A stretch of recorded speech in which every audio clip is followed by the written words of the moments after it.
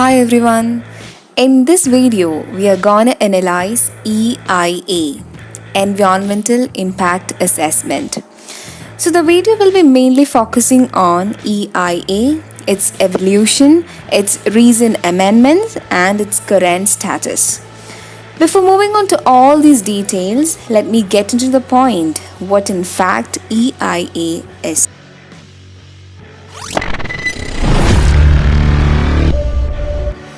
Let me move on to the evolution of EIA.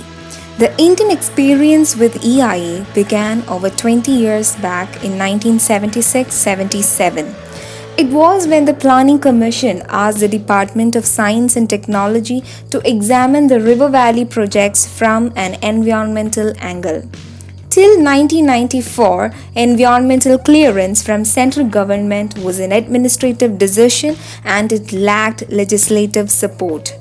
On 27 January 1994, the then Union Ministry of Environment and Forest, under the Environmental Protection Act of 1986, announced an EIA notification making environmental clearance mandatory for expansion or modernization of any activity or for setting up new projects.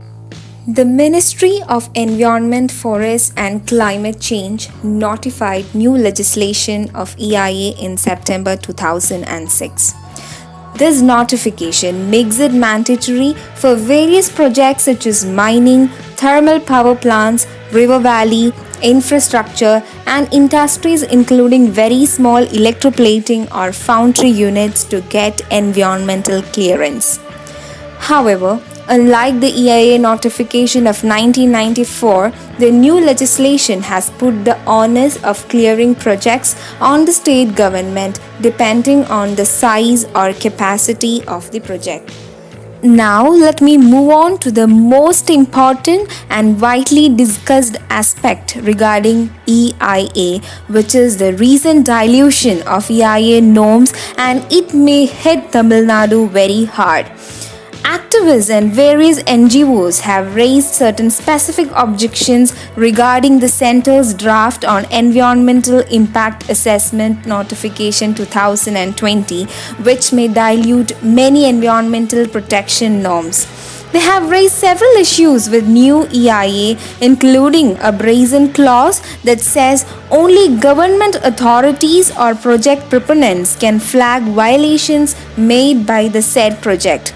As the legislation came amid the COVID pandemic, the Supreme Court has extended the time given to public to register their objects till August 11.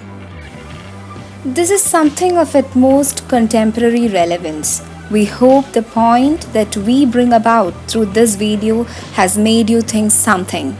We welcome all your comments and queries in the chat box. Thank you.